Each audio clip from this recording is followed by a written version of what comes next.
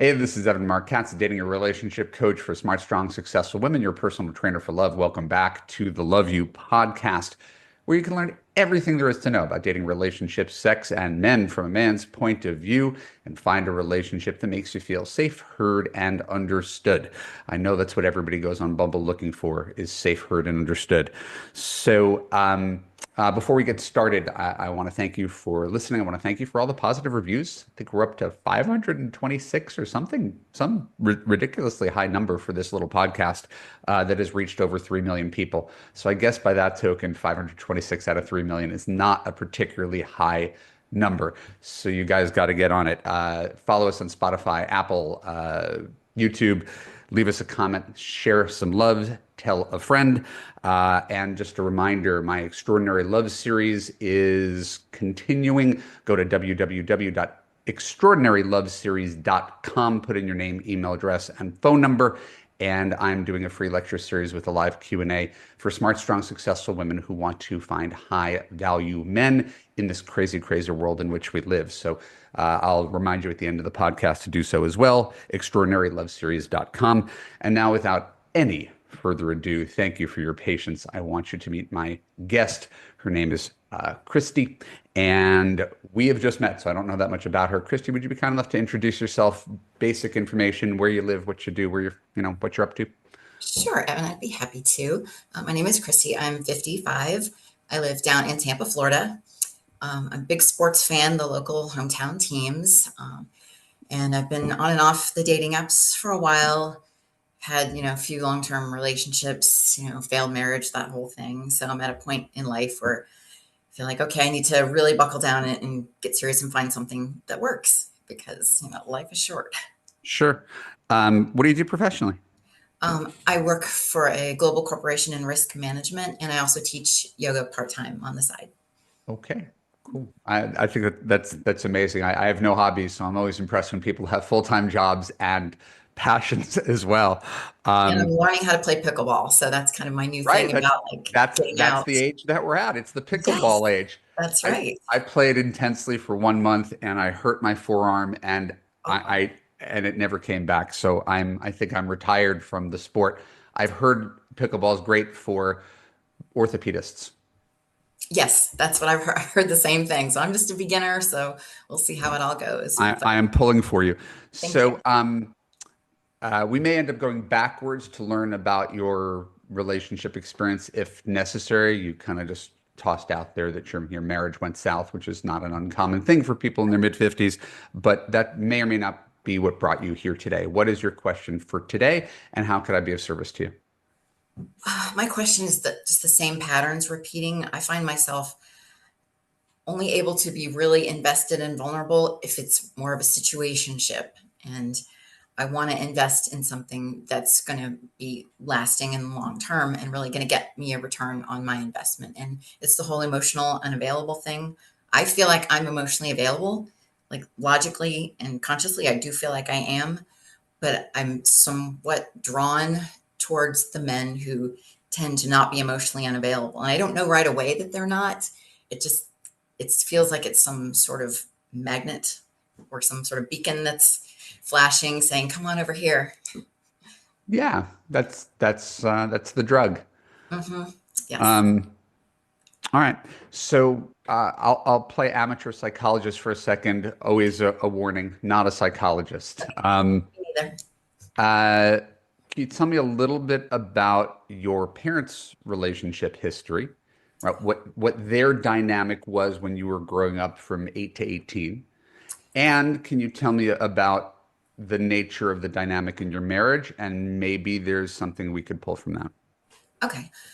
Parents have been married for forever, my whole life, plus 4 years. Mhm. So, but growing up, it was always a lot of fighting and a lot of tension and stress. My dad owned a business for a while. My mom worked for him, so that is always never a good idea. I think for probably marriage. So I don't think it was modeled for me what a really good healthy relationship looked like.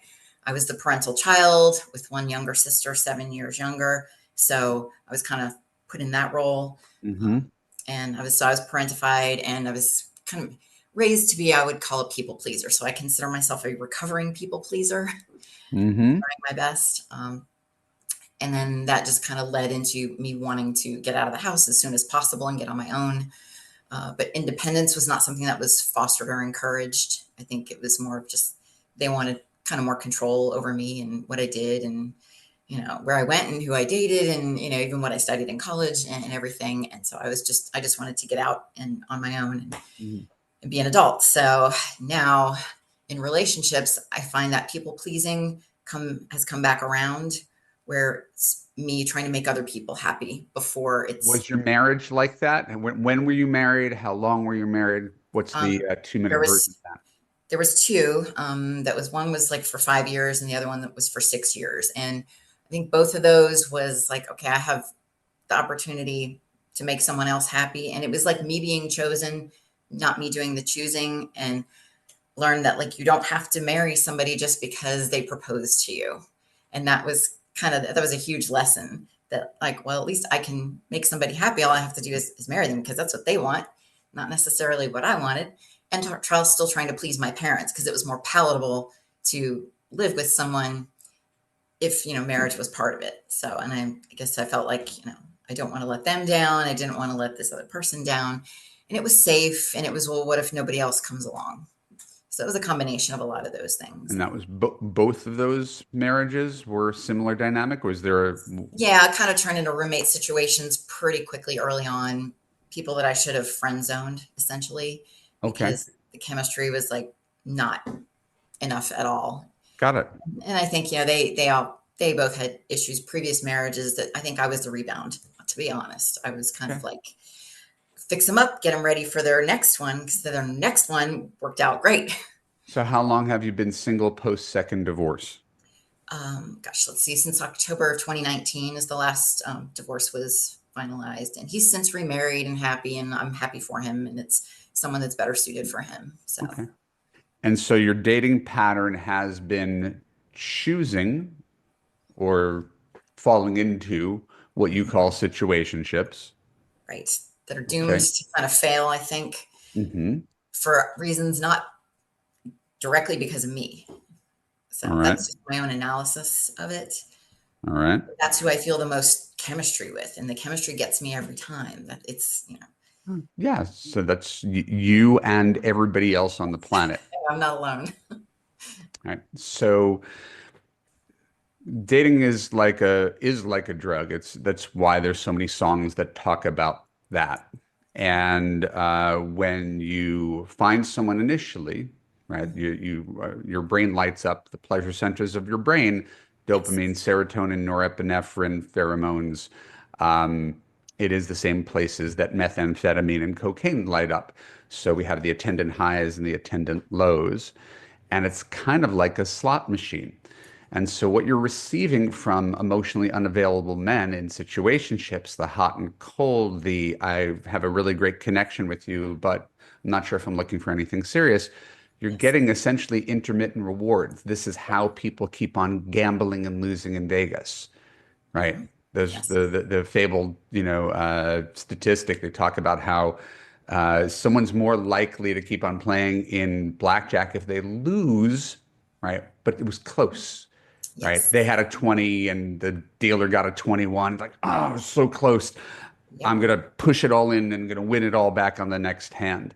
Mhm. And so this desire for intermittent rewards has basically trained you for intermittent rewards, right? This is kind of what you now associate with love, Right.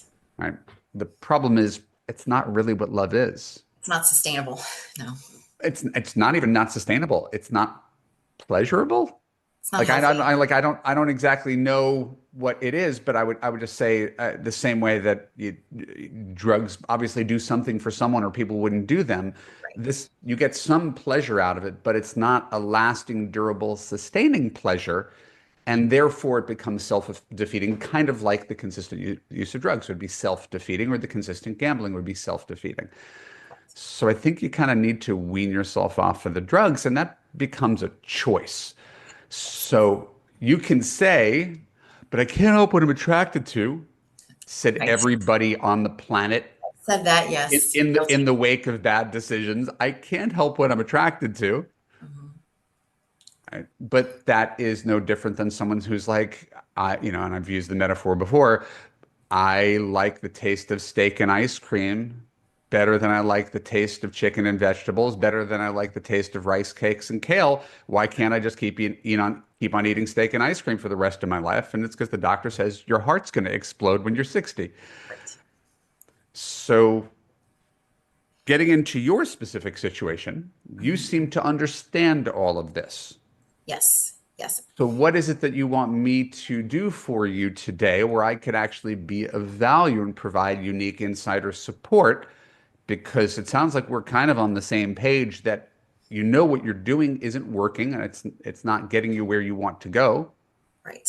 Now, how can I'm trying to be open to dating other people and opportunities and meeting people. Working from home, it's very difficult to meet people. I'm kind of isolated. Like I said, I've tried to, I'm kind of learning pickleball. I'm trying to kind of meet people, but as an introvert, it's very, very hard, and it doesn't come naturally to just, strike up random conversations with people. So, like, Where are you meeting the men you've been dating for the past 5 years?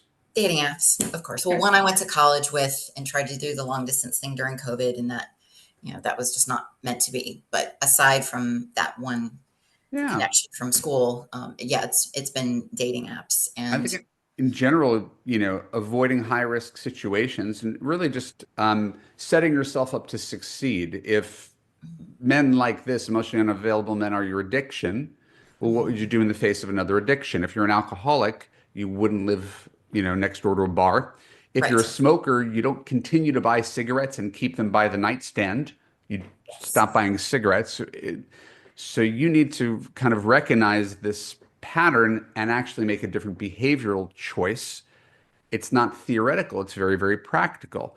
One of the things that I know about situationships, and again, I don't want to embarrass you or make you uncomfortable in any way, is the very right. nature of a situationship means I'm sleeping with someone who's not my boyfriend, Hit the nail on the head. right? So Mhm, without sounding remotely judgmental about right, that, that would seem to be a thing that one could correct. right, Maybe if I stop sleeping with men who aren't my boyfriend, I correct, won't find myself in a situationship with a guy for 6 months where I'm his once a week or once every 2 weeks person, and I'm waiting for him to step up to the plate, which he never does. right. I mean, I don't go looking for it. I mean, the most recent one, I definitely didn't go looking. I'm looking with intent for something long term, but it's just like, okay, the one I got the most chemistry with and I'm the most excited about just happens to not be looking for something serious. So, is there something I'm just not seeing? Am I just vetting wrong, or am I just I mean, without micromanaging all of your dating and relationship history, mhm, when people go through my Love You course, we're basically giving best practices for online dating relationships, man picking, etc.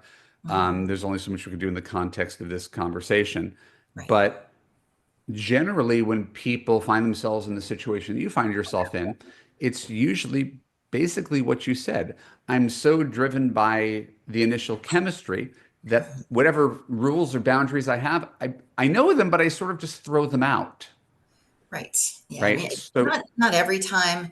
Like yeah. I recently had like three really great dates with somebody else, totally different, met on a dating app, thought everything was kind of going well. And then after 3 days, didn't hear anymore, gone, vanished. But that's dating, and that there's It's, nothing to learn from you gotta that. expect that. So, but I was open to seeing where it would go. Right. But So I'm not saying you do something wrong every time. okay. You came here today to say, I keep on getting in situationships, Yes. and it's the passive voice. It's like a thing that happens to me, Okay. and it's not a thing that happens to you. Right. I have to take So, control of it. Right. right. So my observation is always, you don't attract the wrong men. You use the word, I'm a magnet. You're not a magnet. Well, You have a choice. yes. You are attracted to the wrong men.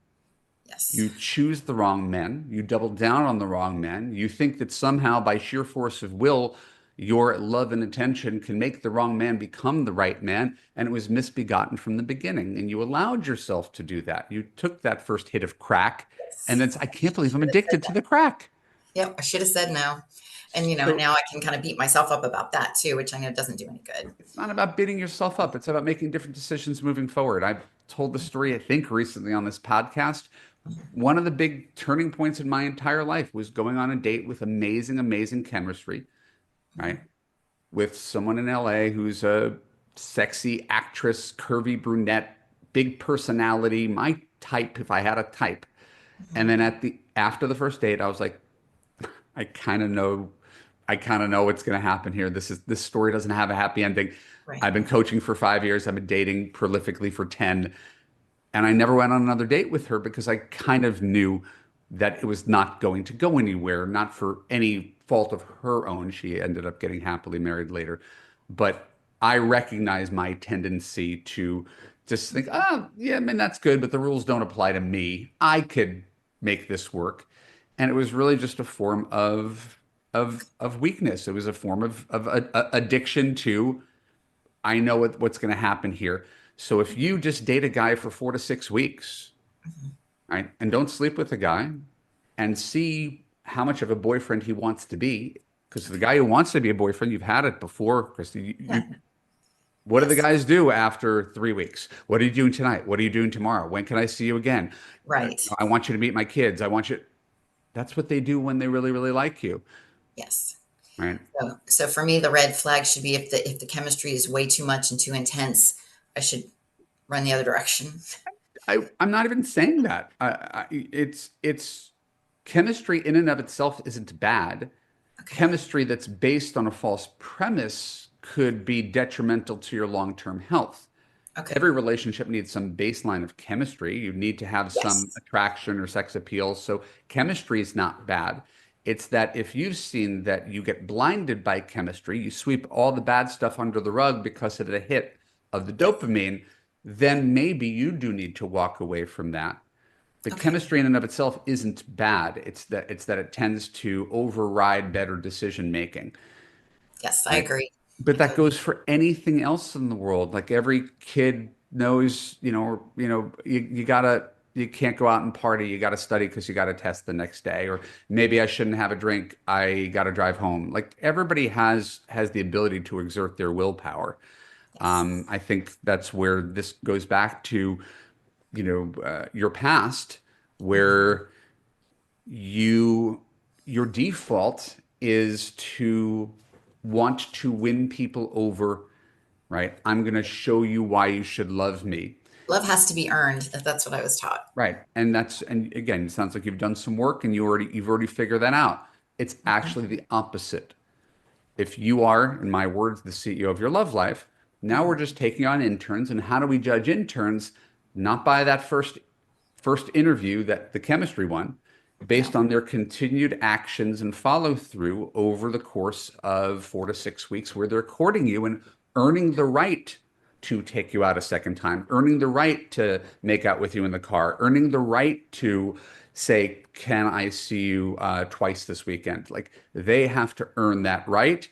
If you Yes. just give it to them because they're cute, well, you already see what happens. So there's no value judgment on anything that you're doing. It's a pattern of behavior that is deep seated. And so you actually have to take different actions. And with Okay. the different actions, you'll form different beliefs. Once you start to see yourself as the CEO instead of the needy intern who just wants the attention, Okay. you'll step into that and guys will start treating you more that way. You'll basically repel the players because the player's not going to stick around for 6 weeks to get laid. No. So we Generally not. repel them pretty quickly. And Okay. who does it leave you with? The sincere relationship oriented guys. And you could come back with, but I'm not attracted to sincere relationship oriented guys. I say it, but Well, yeah. you better learn to like your chicken and vegetables because the steak Yes. and ice cream is killing you. I know. I know. I mean, you make a ton of sense, and I totally agree with everything. Yeah, It's I'm not nice. trying to argue in any way. I hope it lands in some material ways so that left to your own devices, you can make different choices. I know why this is appealing. It's universal. It's not Mhm. you, it's everybody.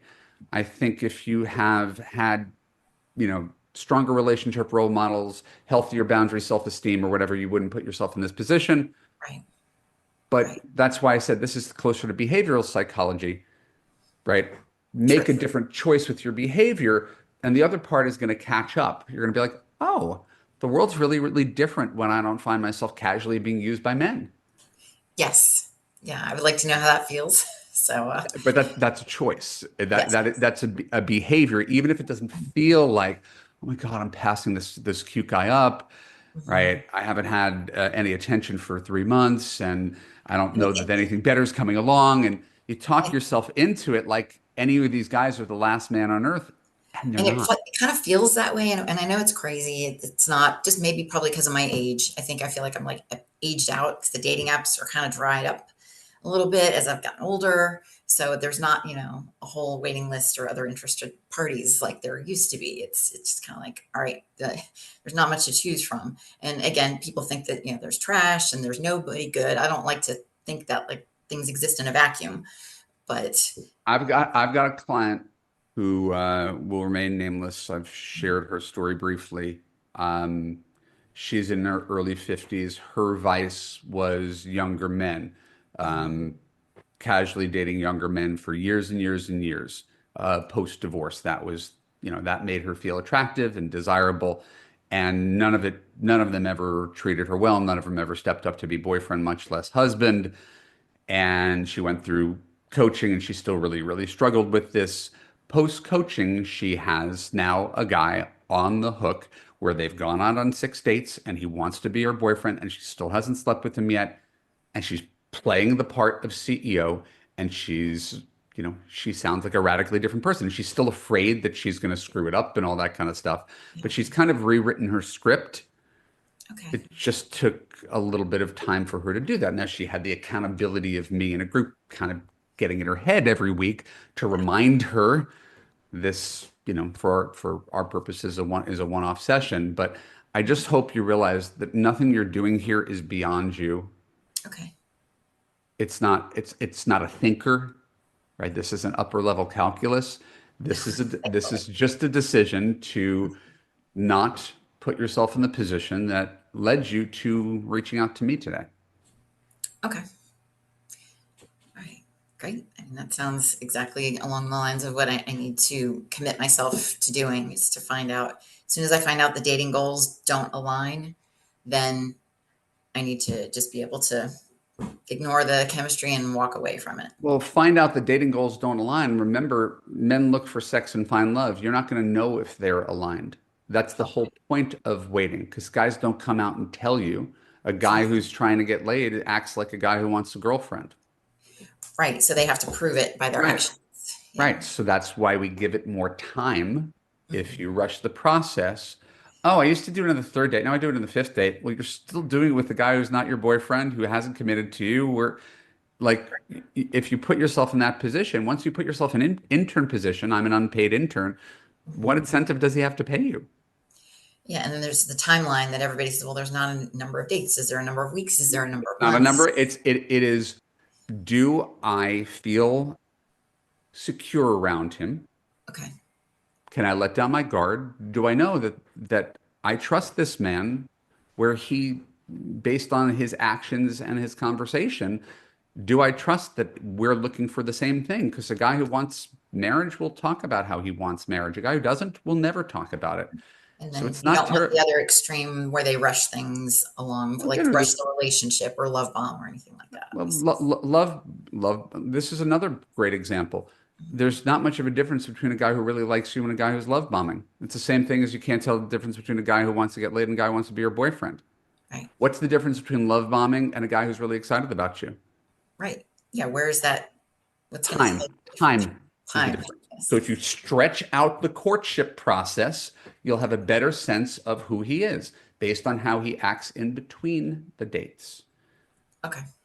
right? So that's all I'm asking you to do is just stretch this thing out, and again, there's a science to it. Yeah. And The slow burn relationship. if you ever choose to join Love You, I'd be honored to Okay. work with you. But Okay. you can do this. Like, if we never talk again, you can do this. Okay. I mean, I've specified in my dating profile that I want a slow burn relationship, but I know the men always don't always read or they don't know But what that's also not something I would put in a dating profile. oh, So really. yeah, Okay. so there's a whole bunch of things we could probably do slightly different to produce a different result for you. Probably. Probably. I'm a work in progress. We're all works in progress. But I do appreciate you taking the time out of your schedule, and I hope that some of Well, this information yeah. landed and you can incorporate it into your life. And I appreciate your time as well. I know that you have so much valuable information. I've been following you for a while, so everything is extremely useful. Well, I'll feel a lot better if I get an email from you in a few weeks and told me that you held your ground and you repelled another situationship and it taught you that you can do that again. And then the next email is the one where you finally have a nice guy you're attracted to. That would make me super happy. Me too. Well, thank you. Thank you. All right. You're amazing for offering me this opportunity to join you for this little session. I'm more grateful than you realize. It's okay. And again, I'm sure anybody who's listening to this is having a similar experience and can empathize and has been in your shoes. And so that's the whole purpose of this is and lots of people have been in this position and are trying to figure out a way to break their patterns. So thank you for sharing openly today, Christy. Absolutely. My name is Evan Marcatz. This is the Love You Podcast. Thank you so much for listening. If you enjoyed today's podcast, please leave us a positive review or a comment on YouTube. Don't forget to share it with your friends. Most importantly, if you haven't taken action beyond listening to this podcast, go sign up for extraordinaryloveseries.com, my free lecture series and live Q&A that I just started launching. And if you really want someone to hold your hand through the dating and relationship process, because there's only so much we could accomplish in 20 minutes, go to evanmarkatz.com/now, book a time to talk with me, and we'll figure out how I could support you in your desire to have a healthy, lasting, long-term relationship. I love you. I appreciate you. I thank you for listening. Have a great day. Bye-bye.